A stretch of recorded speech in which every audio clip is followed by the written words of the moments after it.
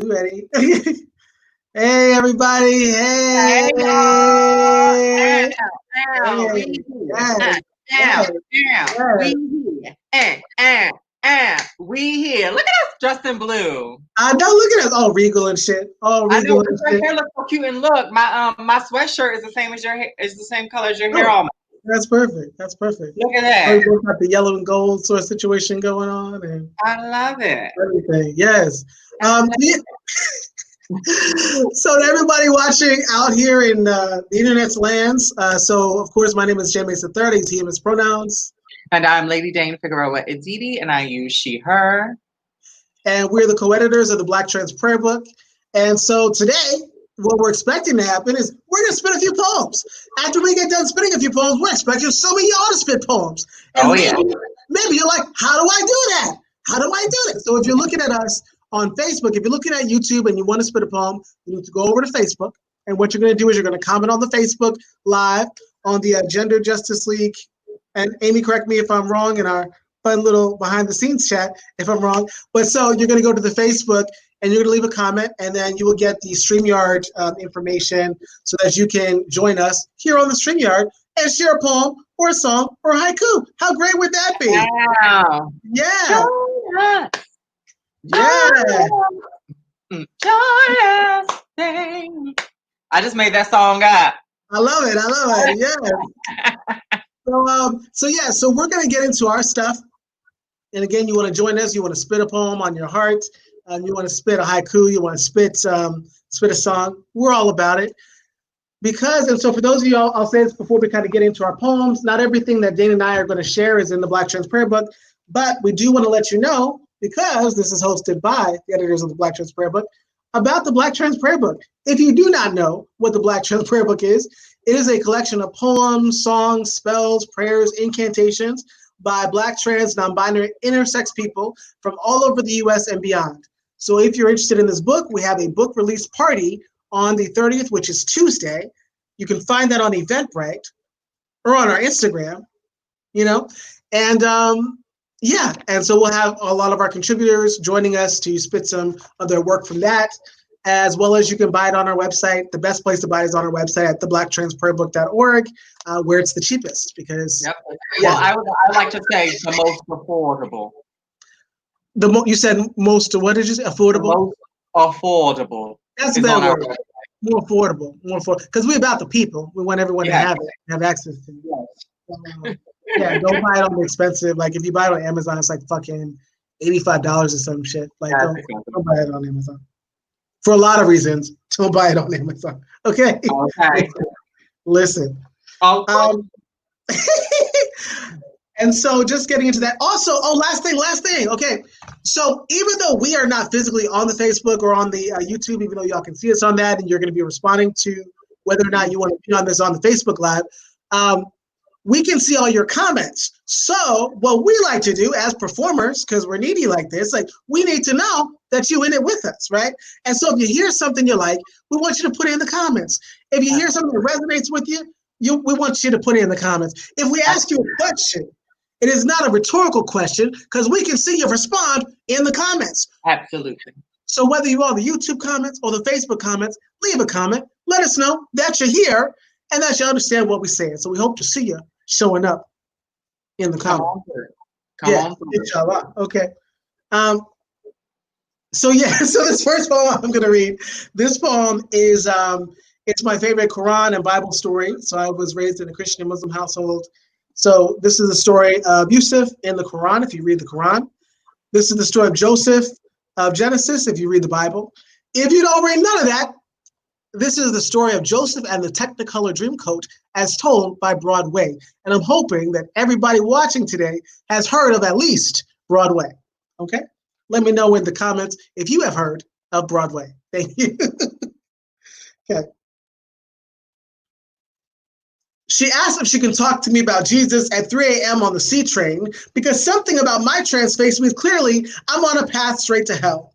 I've come to expect this type of reaction from strangers at least once a week since the first time I was exercised at 16. But today I've grown tired and I've decided it is my turn to proselytize. So before you do any of that, I want to know from you, Have you heard the good word about Joseph of Genesis? See, Josephine, Joe of Genesis, favorite child of Jacob, aka Israel. When asked what you wanted, you desired one thing, a ketoneth passim. Pastor called this a royal coat, and Joe, I had never read the Bible before.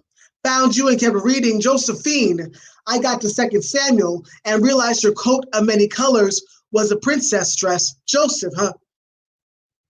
Your father must have really loved you because he got it for you and you wore it with pride.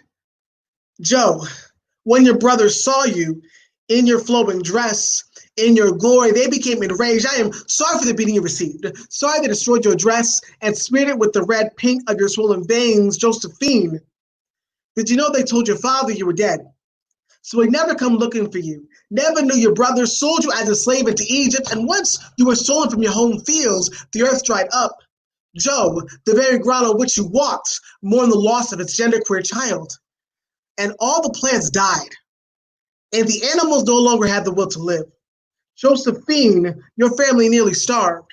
Saw the formation of ribs where once there grew flesh and belly fat, and they, hungry and desperate, traveled into Egypt. And what must they have seen, Joe? Seen Egypt. People discovered you. Not as just gay, not as just trans. They saw you in totality. You went from slave to leader over lands that you were, Josephine, as magnificent. And your family couldn't even recognize you through the glare of divinity, but you saw them shivering in fear, waiting to hear what this regal leader might say, wondering if your spirit might see fit to grant them the grain needed to survive. And Joseph's love broke through the darkness of resentment, and for the first time, your family saw you, as magnificent. For it was your word that saved them from starvation, dear Joseph of Genesis, aka Josephine, aka Joe. I'm claiming your story for every trans kid told that we're unholy.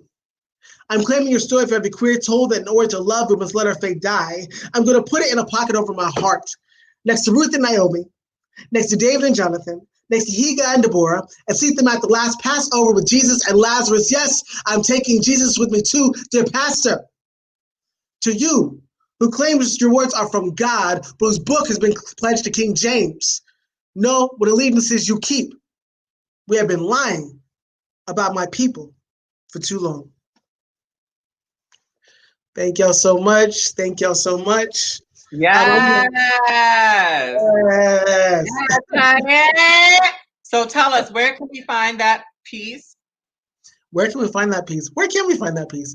We can find that piece right now on the internet, and we'll be in it'll be in its own separate book coming up in the next month or so. So please look it out for at the end of the summer. In the physical book, What is that book called? It's really just going to be this poem, so it's just going to be called Josephine. It's going to be, we're going to be getting together some drawings, some illustrations. Got it. Living in the poem. Yeah. Got it. Mm-hmm. I love it. I just wanted to know because I feel like it's important for people to purchase copies. Oh, thank you so much for that. Dane, author of 13 books, if you did not already know, right? So, inshallah, co-editor of the Black Trans Prayer Book, and currently coming to the stage. And so again, if you are someone that wants to join us on stage, you can leave a comment on the Facebook Live and let us know, and we will hook you up with the StreamYard link so you can join us on screen here to share one of your lovely pieces. But for right now, I would love to invite my lovely sister, goddess, friend, co-editor, Lady Dame Figaro Aditi, to share with us her first poem of the night. So coming to the stage. Here I come. Ow. Here I go. So hi everyone. I hope that you're having a affirming day. I'm about to do a piece from my 12th book called For Black Trans Girls Who Gotta Cuss a Motherfucker Out When Snatching an Edge Ain't Enough. Of course, this is an echo. This is a sister piece. This is a continuation of the goddess of the choreo poem into Zake Shange's for Color Girls. And yeah, so I'm gonna do the prologue from this piece, and it's called for Black Trans Girls. This book be war cry, be love letter, be rage, be love. This book be battle scar, be cautionary tale, be hero's journey, be holy hymn. This book be healing balm, be medicine woman pouch, be bad bitch bitterness, be fresh festige, be realness, be face, be. This book for Black trans girls, Black trans women, gender non-conforming, non-binary, ghetto, bougie, bruja, banshee, bitch, queen, goddess, hoe, priestess, two-spirit, reed, marsh, trans woman. This book for Black trans girls who ain't got no cash but gotta sell that ass cause rent is due. This book for Black trans girls who ain't got no daddy cause he ain't shit, who ain't got no mama cause she ain't shit too, who had to get them family of choice cause family of blood put them through this. This book for Black trans girls who had all the estradiol, the thrills to chill the fuck out when the climate was burdensome and the block got hot, for Black trans girl that lay safe in her family bosom and ain't never no pain or the disdain of her community and her home. This book is a sacred tome.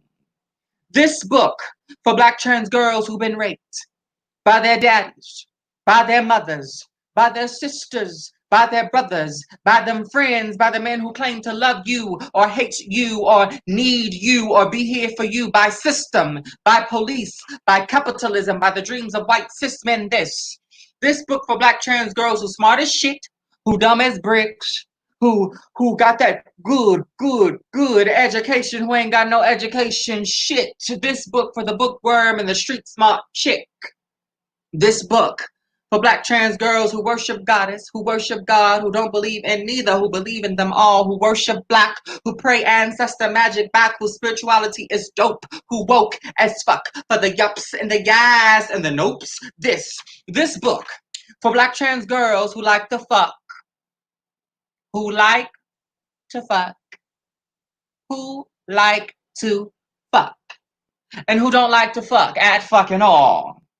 This book for Black trans girls who make art and make art of love and work that 9 to 5 and like comics and be a nerd, and Black trans girls who like the blessed tree. This book, baby, for girls like you and me. This book for Black trans girls who disabled, who don't do labels and ain't here for your ableist shit. This book for Black trans girls who grow up to be Black trans women, but advocacy groups can't pimp your story out no more because they can't get legislation passed. This book for Black trans girls who they say won't make it past 35. This book for the girls dead and alive. This book for Black trans girls, Black trans goddesses who magical muses, misfits, and chooses her own joy over the sorrow of this world. This book for Black trans girls who considered suicide when the rainbow ain't never been enough. This book for Black trans girls who gotta cuss a motherfucker out when snatching an edge ain't enough because a bitch tried it and wanna know how tough you are because you wish a motherfucker would, because you should have hymns and songs and love poems written in the praise of your name, sisters. What a shame this world be basic as shit. This book here is for Black trans girls. Black trans girls. Black trans girls, women are dead and are living, who ain't got no name, who got 50, who was never called trans, who fought the power and danced the hours, who lived here many lifetimes, who combined the bounty beautiful that is being, for Black trans girls who run the motherfucking world. This, sisters, it's for us. This is for us. This shit is for us. You, I, we, beautiful, dark, bright, children of night and sisters of morning light, we be everything.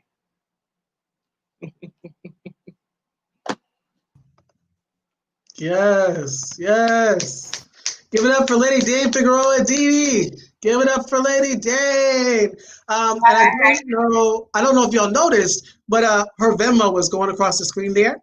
So if you'd also like to contribute to the Venmo, if you're like, I don't really have the energy to be typing a bunch on my screen, right? I don't necessarily need all that to be public, but I do feel like I got an extra few coins in my pocket. You can send those pockets over to Lady Dane on Venmo, add Lady Dane. How great is that? All one word. Thank you so much. Inshallah.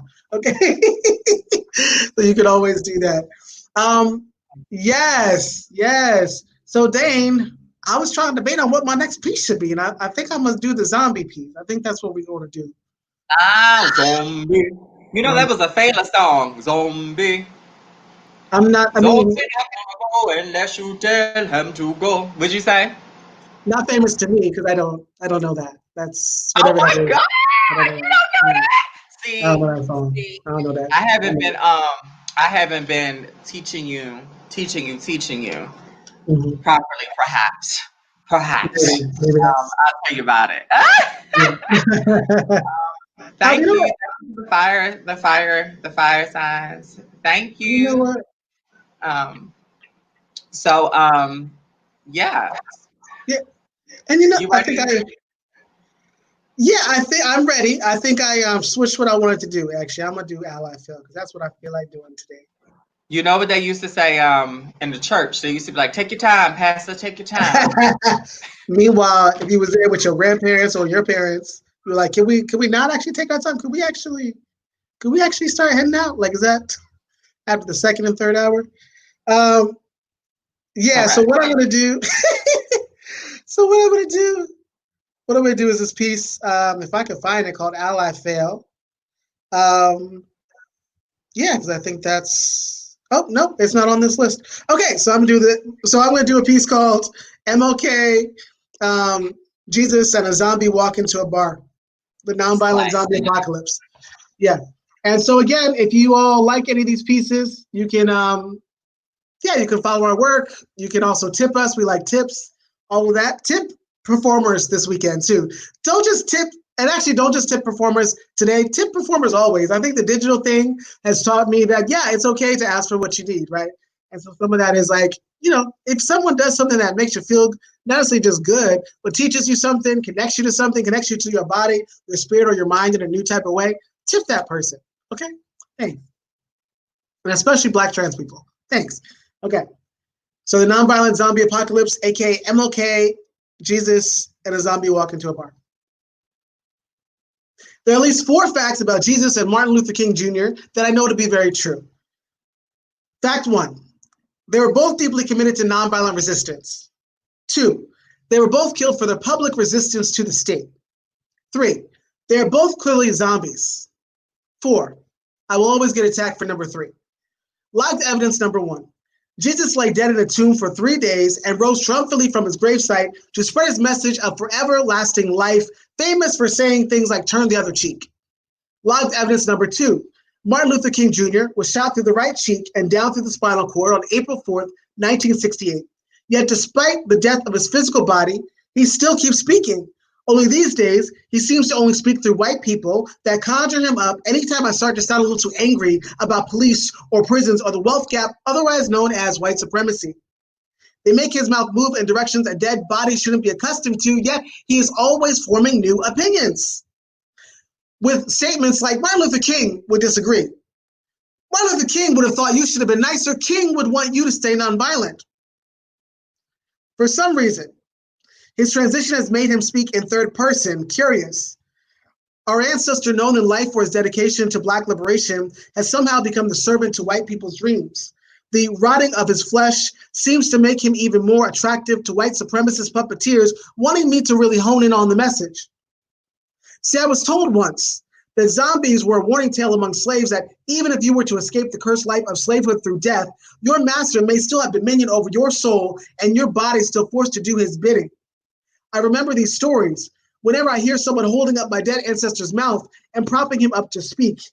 It is a warning that says, here was your leader.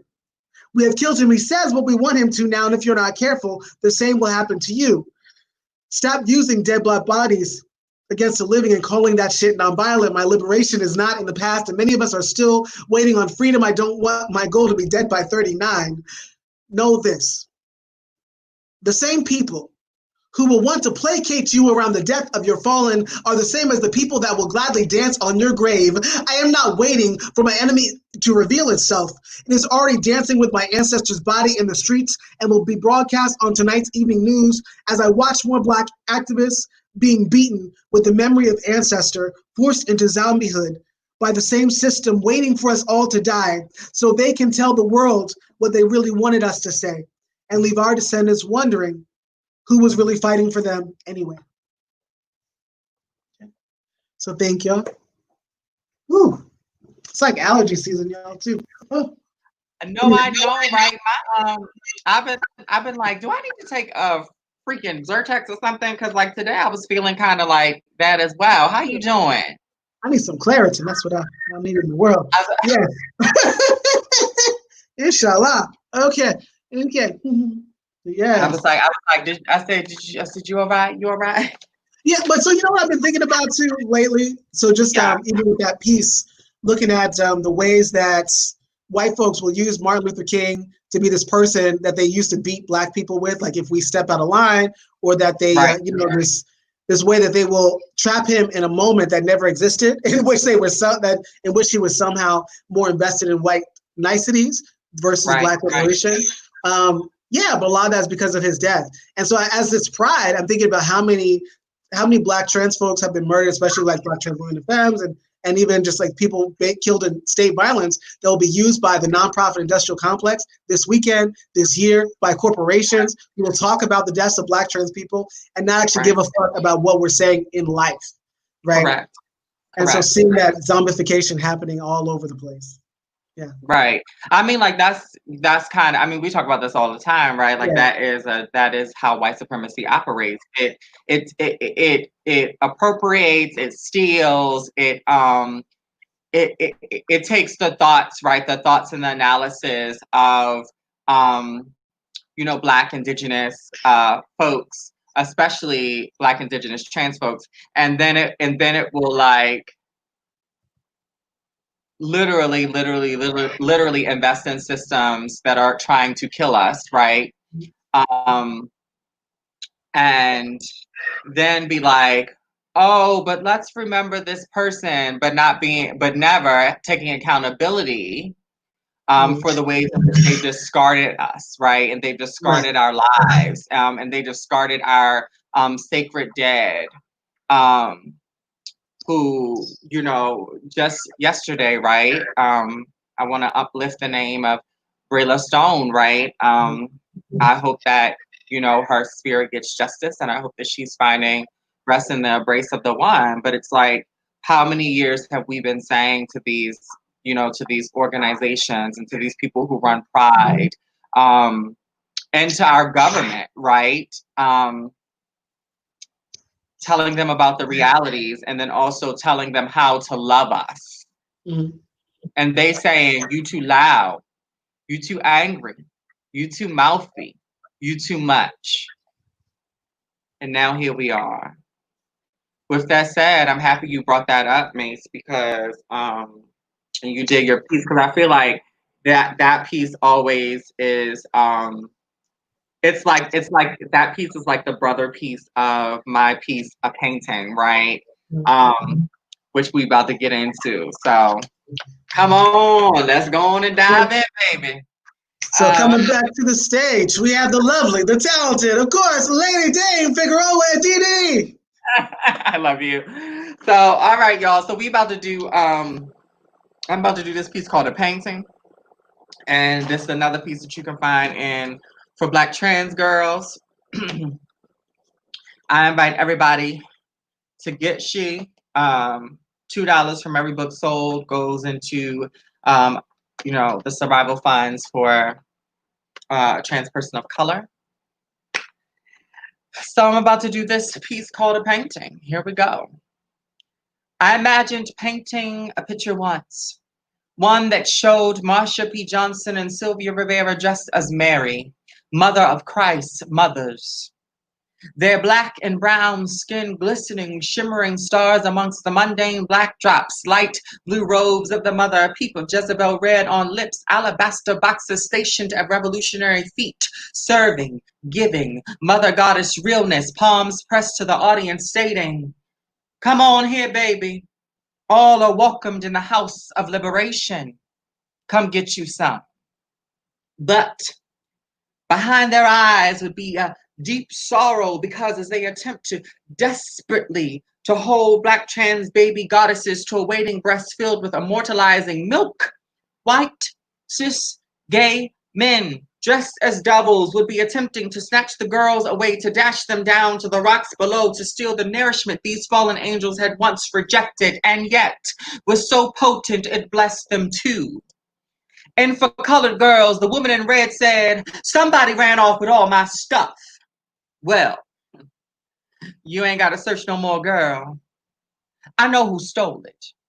Well, excuse me, appropriated, which is another word for stolen that makes white academics feel better about how white people been stealing shit from black folks since the days the Greeks had their first taste of mathematical Egyptian pussy. That makes white academics feel better about getting paid to say the same damn thing black and brown folk have been saying since before white people learned violence was their most learned ambassador. Fears, stolen. Giving life, stolen. Serving, stolen. Bitch, stolen. Girl, stolen. Shade, stolen. Work, stolen. Yes, stolen. Reclaiming my time, stolen. Culture, stolen. Blackness, stolen. The riches of Tulsa, stolen. Black bodies, stolen. Black lips, stolen. Black ass, stolen. On ships that never intended to return to sender. Murdered black folk, genocides we never seem to learn about, genocides these white cis folk never seem to recall. Somebody ran off with all our motherfucking stuff and tried to call it theirs. Colonization by any other name is murder. White cis boys, when you had no house, we gave you shelter. When you had no love, we gave you a family to call your own. When wolves wanted to devour you, we wielded the axe to try to shield you from harm.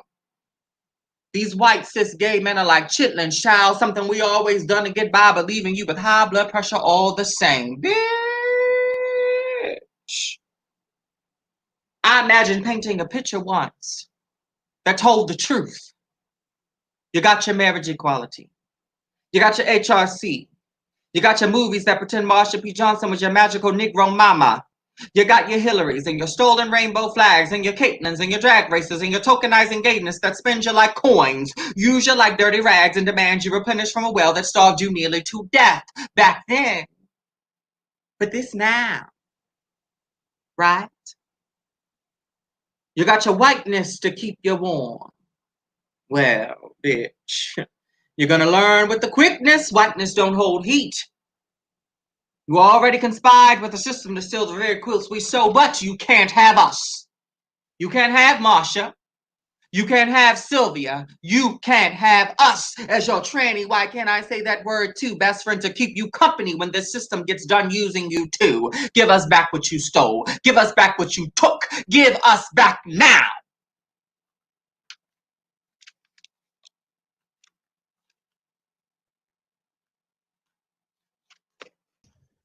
Mm. Mm. Yes.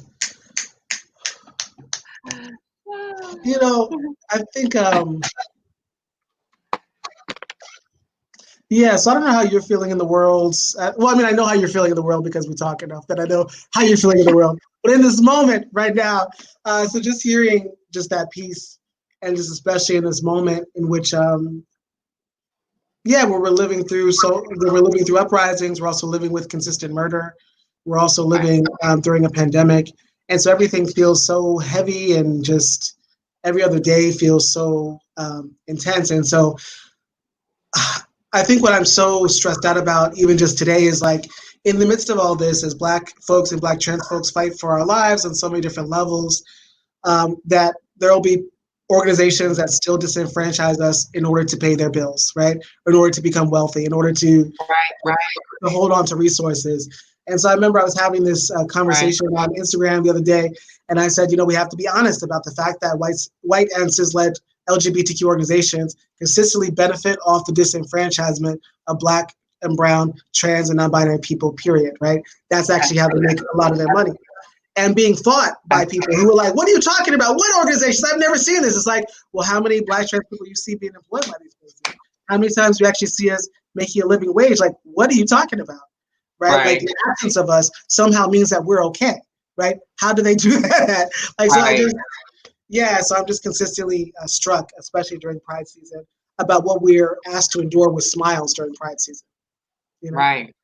Yeah, I mean, like, when I think about it, right, it's like, even when we talk about Pride, right, or we talk about this modern iteration of the LGBTQ movement, we cannot ignore that that Pride was literally founded by Black and brown LGBTQ folks, particularly Black trans women and femmes, and Black butch lesbians, cis lesbians. And like the fact that folks continue to not think that the ways in which they purposefully erased, right, Black trans folks in order to get legislation passed, that they purposefully co-opted a movement that was found off the energy, the strength, the analysis, the fortitude, the strategy, right? The praxis of Black trans people. I also want to, I want to uplift also my Black trans brothers in the space too. Hey, y'all, I know y'all been doing the work. So yeah, it's like one of those things where it's like, as much as there is a shift happening in the air, and I think that we are moving towards a world that is more equitable, that is free of oppression. There is also this sort of reckoning that's happening, in which white people, white cis people, white-led organizations, systems that are founded on white supremacy and whiteness are being called into account from the top to the bottom. So yeah.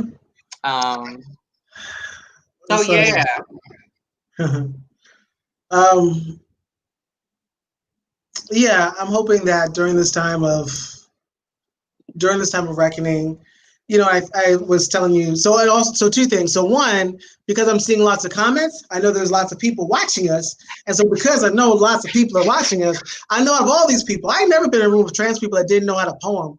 Like I don't know that world. It's like trans people, we spit poems out our ass all day, right? Like that's just, our existence is a poem, right? Like our existence is a creation, a manifestation of itself.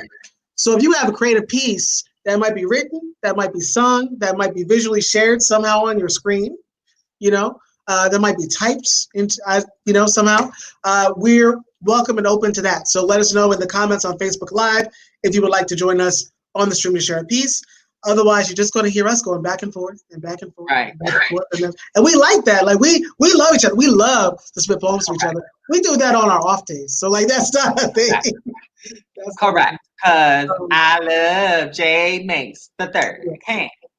And so just as a clarification, this open mic is for anyone who might be in the audience who wants to share a piece that is a trans or non-binary person. So anyone that might be a trans and or non-binary person is able to jump on the mic. Okay? So I'm saying that. Yeah, and so I'm saying, so y'all can't see the private chat that we're having. Behind the scenes, the magic. I know. I was like, this is like, it's like we have the little earpiece in where we hear the stage manager being like, y'all taking too much. Yes. So I want to do how I feel. I found it. So I found this piece that I wanted to read before, and so since it looks like we don't have someone on the mic just yet, I'm going to go ahead into this piece. And this poem is dedicated. So I write from actually, I'll tell you, okay. So on 3, what I'm going to do is whether you say it out loud where you are, whether you type it into the chat, whatever you're going to do. On 3, I'm going to ask you to make known your favorite feeling to feel. And so when I say your favorite feeling to feel, some people might be like, oh, well, joy. You know, some of y'all might be like sadness. Like some of y'all might say grief. Some of y'all might say lust, you know, like whatever it is. But your favorite feeling to feel, either say it out loud, sign it, or type it in the chat on 3. 1, 2, 3. Okay. No! So mine is anger. So I see B content warning. So I think, yeah. So we'll give you a few minutes to center yourself, and then you can have 5 minutes on the mic if you would like. We'll get, yeah. So we're going to go ahead, and I'll spit this one poem so you can get your stuff together. Okay. Okay. And so this piece is called #AllyFailed.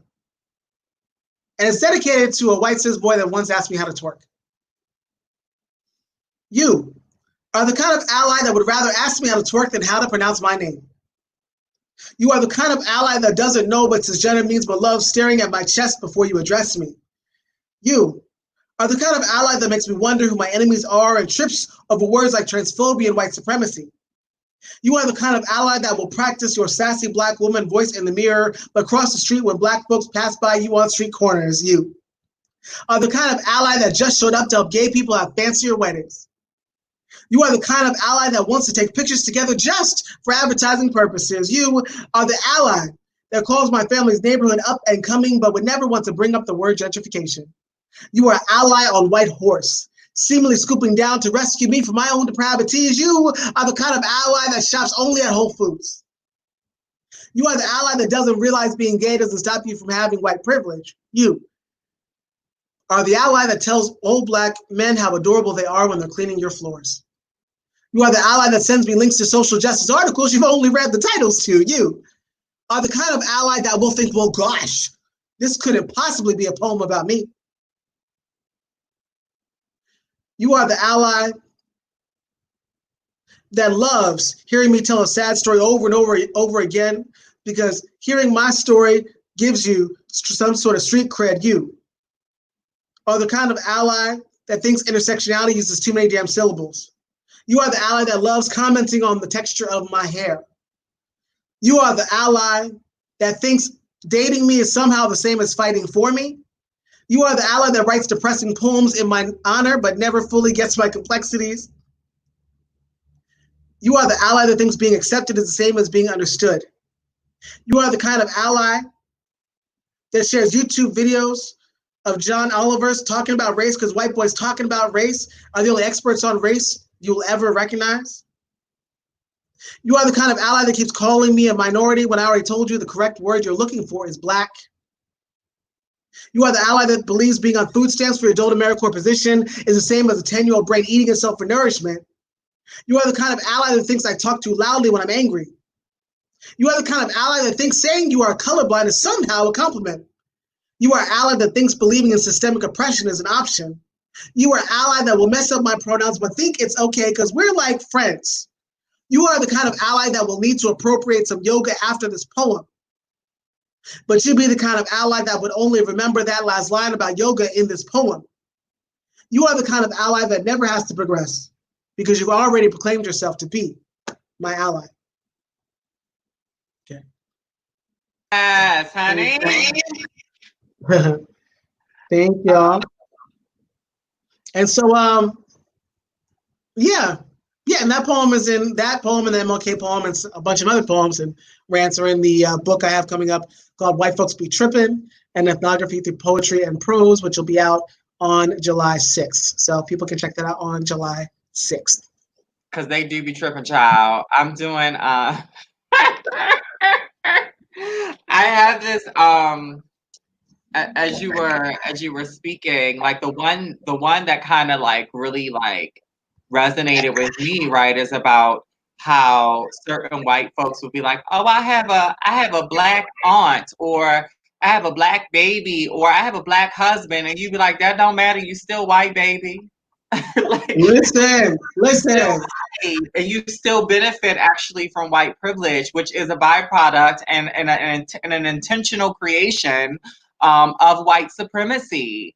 Um, so it's like, that's always so interesting because, and that whole, the hypersexualization of uh, Black folk through the white gaze, and them thinking that somehow their lust for being near us is the same thing as them loving us and being willing to give up their privilege.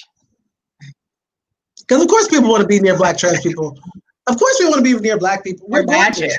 Have you seen Black people? Black people are fucking beautiful all the fucking time. Okay, like of course you want to be around us. Does not mean you actually like, appreciate, honor us in the ways that we deserve to be honored. I think even like we could talk all day even just like about the ways that white folks are quick to call a Black person they met once their friend, right? Like because there's something people love that like we're hip. We understand that.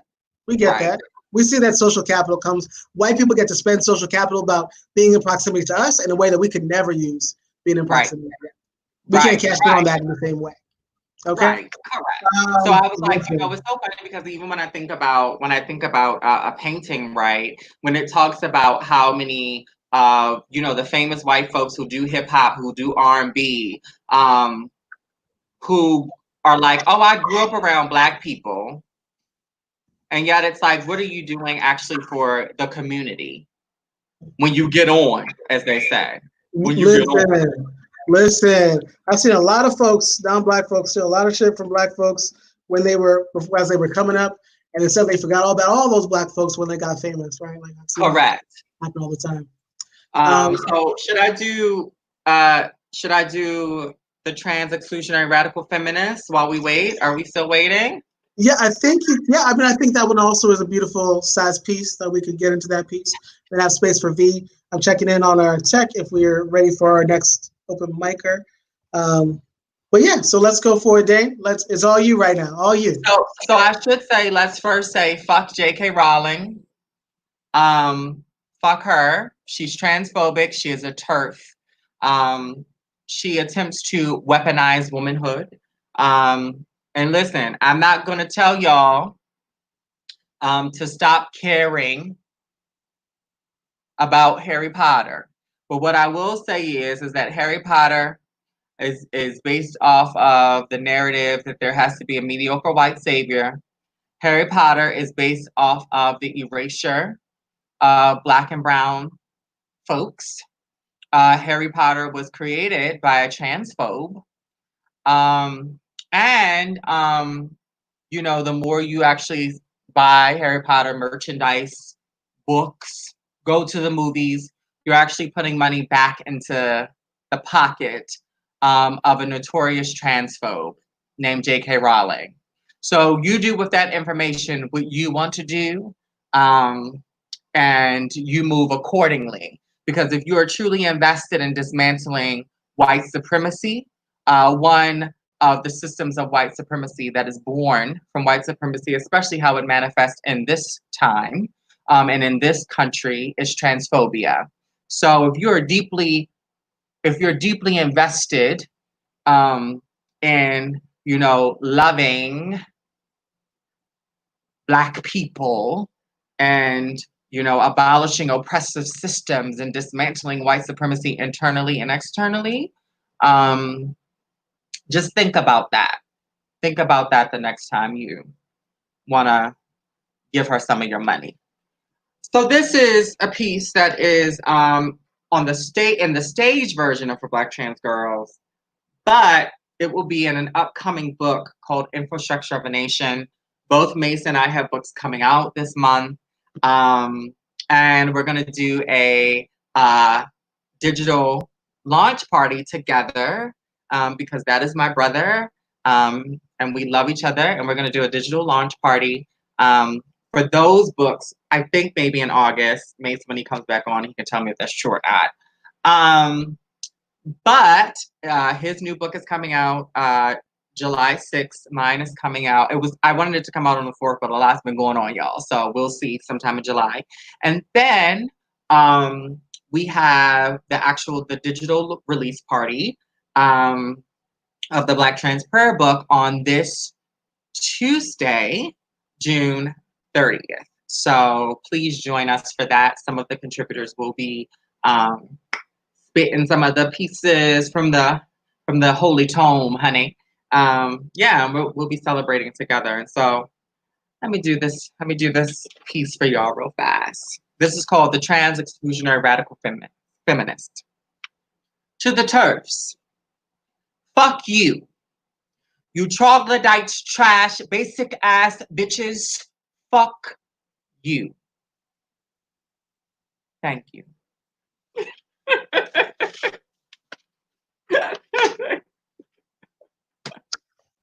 Why is that my favorite poem on the planet?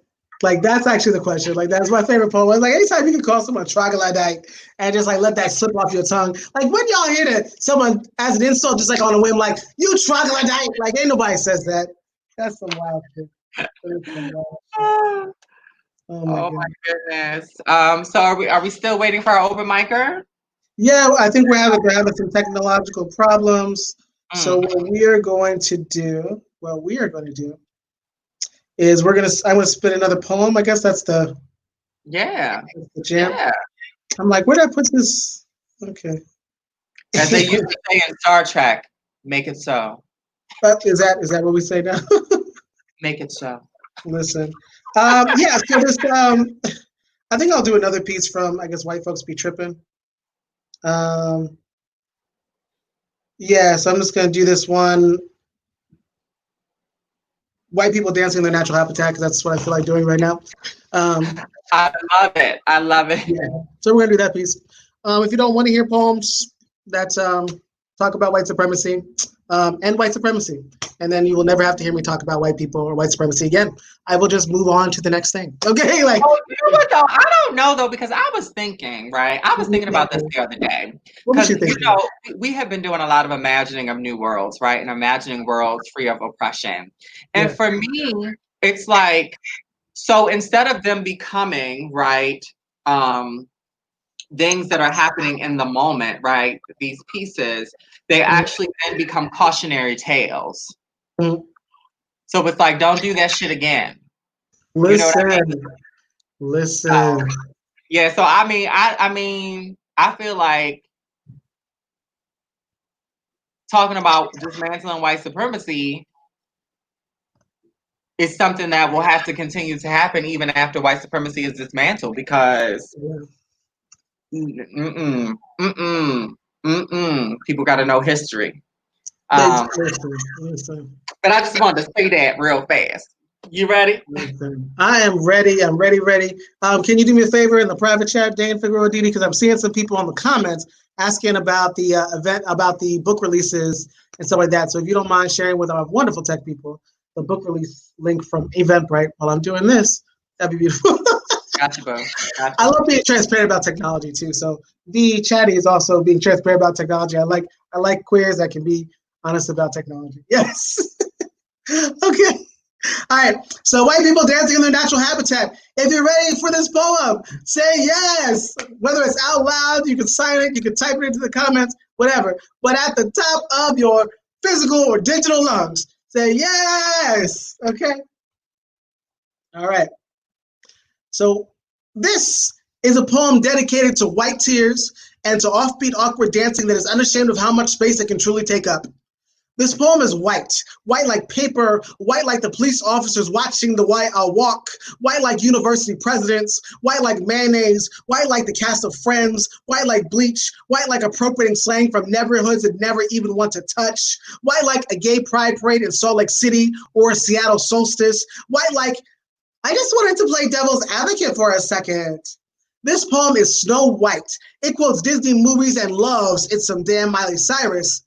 This poem wants you to teach it how to twerk. This poem has once dated a Black person and wants you to know it, especially after it started sentences with phrases like, not to be racist, but this poem has a job at Bank of America or maybe Apple or Amazon.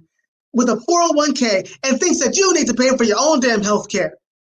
Even though my black ancestors paid for the building that its cubicle sits in with their lives, this poem wants to move to the city to rebel, but will move back to the suburbs when it starts making little haikus. This poem holds its arms up to blue ink after taking vacations on colonized land and says, look, I'm almost as dark as you. This poem just took a gap year. This poem shares YouTube videos of Jon Stewart talking about race because white boys talking about race. The only experts on race this poem will recognize. This poem is a Democrat but has a few Republican friends just to be diverse. Hashtag, this poem loves the word diverse. This poem gets lonely because it's not sure if it has a culture. This poem takes no responsibility for your oppression. It's not this poem's fault. It was made on high-grade paper. This poem is vanilla without all the complications of the middle passage that put that extract in your grandma's favorite recipe. This poem is Bugs Bunny circa 1965.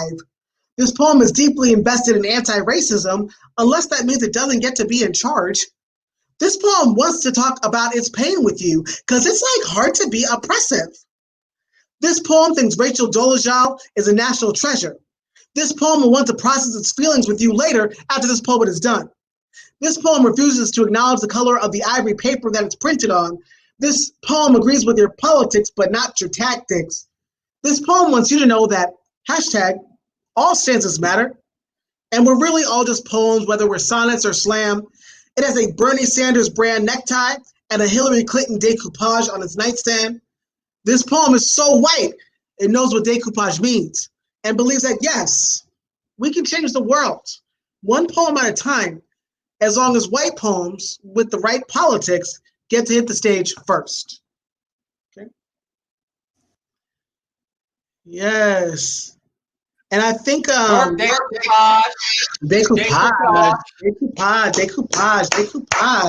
Okay. Yeah, and so for folks, it looks like we have B Chatty coming up to the mic. Is that correct? I think that we have V Chatty coming up to the open mic. Is that correct? Just looking all the okay. Correct. Our stage manager said, no, that's not correct. You might need to check your DMs. Yeah, Dame Figueroa Didi. Is it my turn? It can be, yeah, it's your turn at this moment. Okay. Yeah. Whatever you want to jump into. And thank y'all for being with us and tech stuff, right? So, because the joy of digital events is that we're all kind of jumping back and forth and, working with 20 different pieces. V, did you see V, you have to look in your DMs. There's a StreamYard link in your, you'd have to check in your DMs for the StreamYard link. So you might need to look. Yeah, you might need to have to look in your DM link. I'll do a piece real fast while we wait. So, we have been talking about the history of this country. We've been talking about all these things. So I'm about to do a history lesson. Also for Black trans girls. All right, here we go, y'all. History lesson. Interlude 2. If you have for Black trans girls, please turn in your hymnals to page 77. Someone once told me not all the founding fathers were bad, as if offering absolution to violent white men was ever my life's calling. They got a whole system that makes excuses for their abuses. I won't be its mouthpiece. I won't be its magical Negro. I won't be its crucified Christ. History lesson. In 1442, a white man, dumbfounded, smelling like shit, lands on sacred ground. Found gods there, called them savage. White man plants flag on Edens and demands even myths become his playthings. Brought godlessness to the gods and thought himself righteous. You call him Columbus. I call him dumbass dirty white man who smelled of the shit he slept in the night before. You see, white men want even their God to beg on his knees, utilize heaven for justifying their making earth hell. In their hands, God becomes a rapist, and Mary becomes nothing more than the first recorded case of Stockholm Syndrome. Before that, Europe, once Europa, once knew what rape feels like when Zeus devoured her womanhood and made the rivers within her become cold. So, angry Europe abandoned her blackness to pale petitions of whiteness, and the seeds wrought in her womb forgot the lyrics the psalms Black mother once sang. Became imitations of the African grandmother womb by whom Europa's own milk did drink. Still drinks. After then, white men with musket and biblical texts decimated grandmothers' babies, destabilized economies, called it scientific fact, called it the modern way, called it the American age. Grandmother Africa still groans, weep tears of blood, a bountiful of riches she burrs, riches that her children pay as tribute to now skin of bleach to Europe, who spreads white supremacy and calls it missionary work, who call it law, even after Black folk fought for freedom, became affluent indeed, spoke in tongues white folk couldn't comprehend, bootstraps they were pulled up from by their own hands. White men, destructive gnats, come birthing genocide on U.S. soil, their DNA recalling when their ancestors killed indigenous folk before Tulsa burns down. Black bodies in mass graves. White men remember when they made a trail of tears bleed lives. Oh, how white men know how to kill, displace, erase, and feign absolution. Before then, your Declaration of Independence called me and mine savages. Now, someone say, not all the founding fathers were bad. And I say, allowing slavery is the same as enslaving. Allowing rape is the same as being a rapist. Allowing the genocide of First Nations people is the same as killing them. Allowing evil is its own form of participating in it. There are already laws to excuse the evils of white men, history books that pretend away their violence, white women who look the other way, a system of death and destruction that reinforces them. No, I have no more for these supposed founding fathers, or the white men who have decimated the people, who have decimated this land. You can have them in their ills, for my linguistic defenses are needed for the people whose lives they destroyed.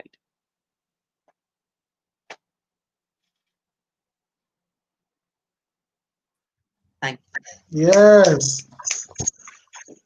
Yes. Yes. Yes. Ah. Ah. Ah. Um, So I think so it's both two things. So one thing I know after hearing your words and always like I think that, because I think we every time we hear each other's pieces, I feel like we're hearing them in different ways in different contexts because it depends on how we're feeling, what's going on in the world. So it's like even though your pieces are like we've heard each other's work across many different stages and many different spaces in the world, right? And today I'm just so every line is hitting me in such a different place because of where we're at in the world, and just not just on the on both the triumphant side and also the struggles time, right? Like on just in the ways in which there is like again we're like a baby. We lost a baby. Like we lost a baby. We lost a child. I keep seeing everyone saying, "Oh, Black trans woman." She was a Black trans baby. She was a child. She was 17 that was murdered. It's just so it's overwhelming. Every day. And the lens at which people go to kind of erase that history.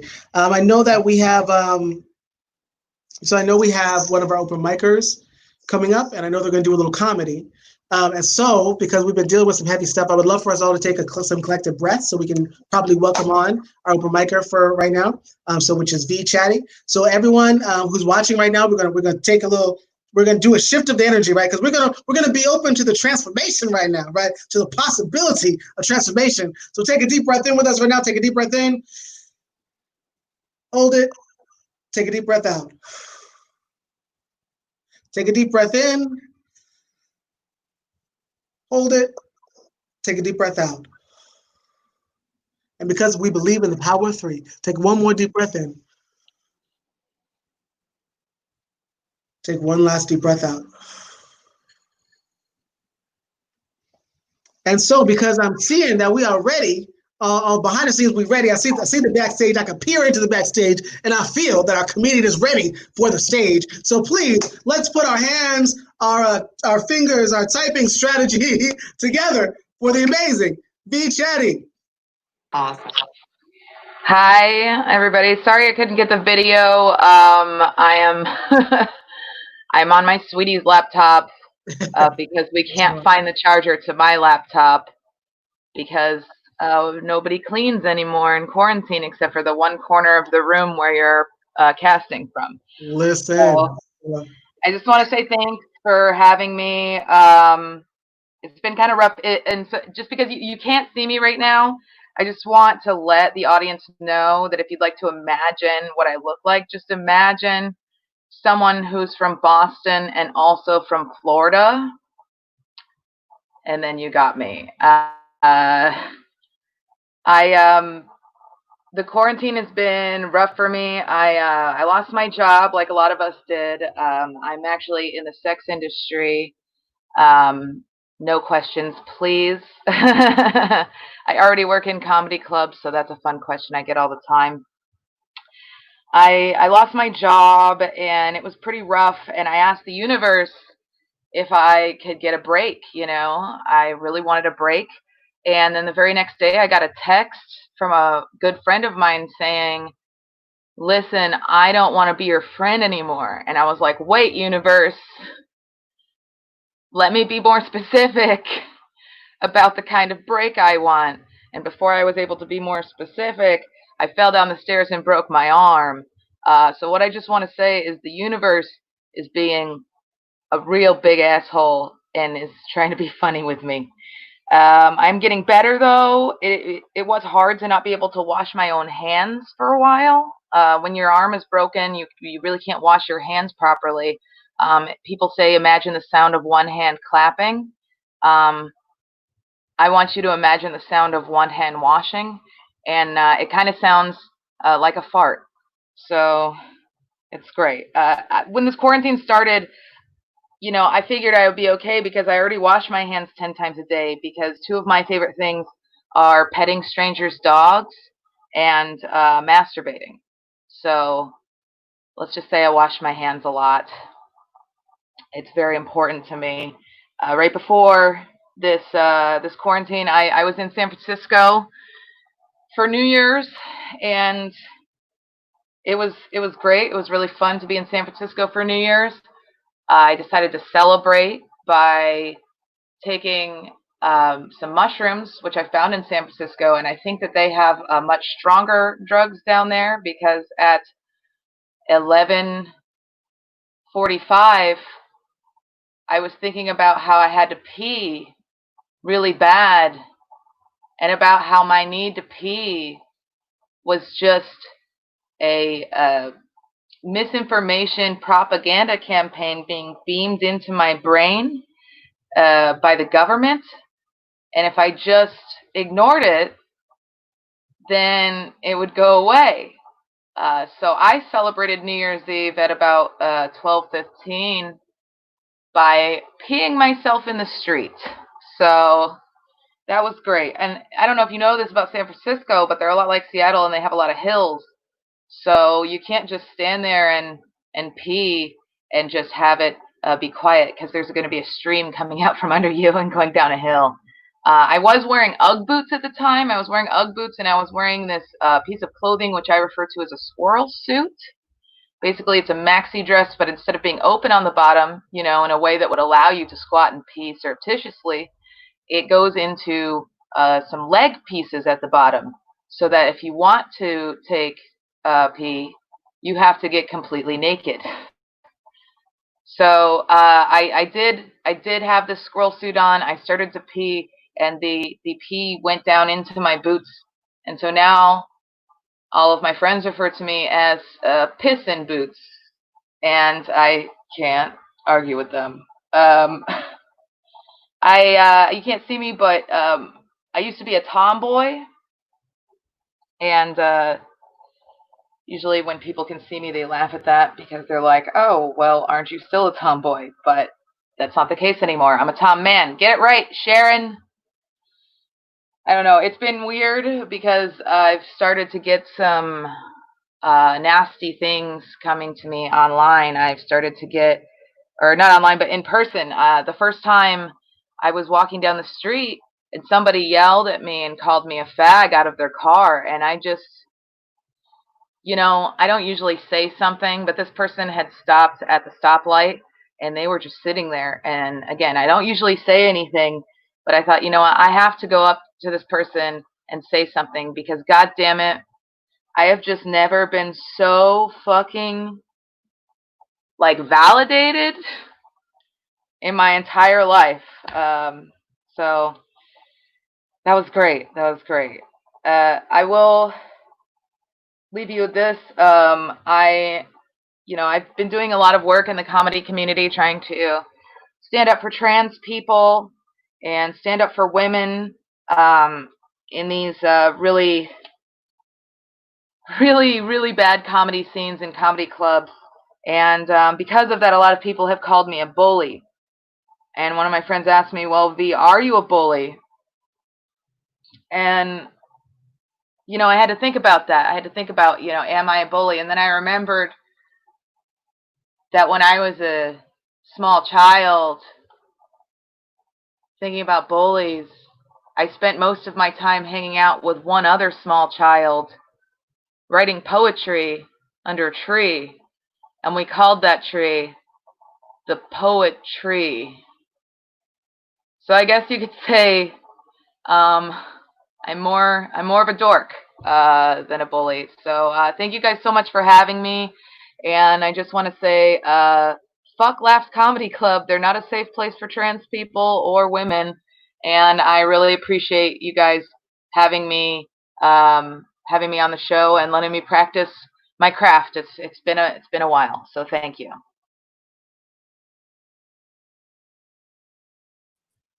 Yes, Thank you. Thank you so much. Thank you for sharing. Yes. So I think that this is it's time. It's time to go. To go off. No, it's time. Time to go off is every day. Every single motherfucking day is the time to go off. Okay. Yes. So yeah, it's time for us to go on and do some other things. We really appreciate everyone who tuned in. Um, please join us on Tuesday for the release party. Please, buy copies of our books. Please buy the Black Trans Prayer book. And if you don't have the coin to do it, get you a good cis white man to do it. Listen. Some of these orgs can do it. Okay. Correct. Listen. Correct. But yeah, go ahead, Nick.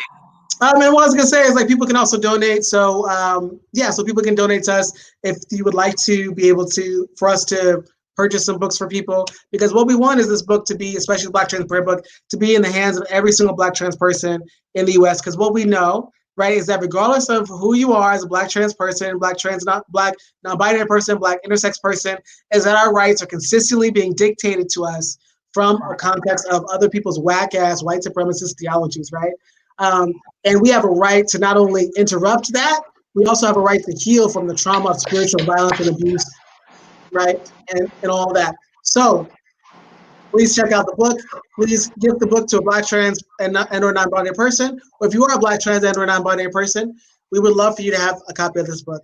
So thank y'all so much for having us out here tonight. Thank you to Gender Justice League. Thank you to Sar and Amy doing work in the back. Thank you to V for being on the session, being on the performance with us. I think one thing that you shared is like, there's not a lot of places for trans people to be able to share our work and hone our craft, right? And we need to be able to create more spaces for trans people, especially like Black and brown trans people, to say the shit we gotta say, because we know that art is transformative. So thank y'all for being with us in this transformation. Absolutely. Have a good night, everybody. Yes. All right. Peace out. Take care.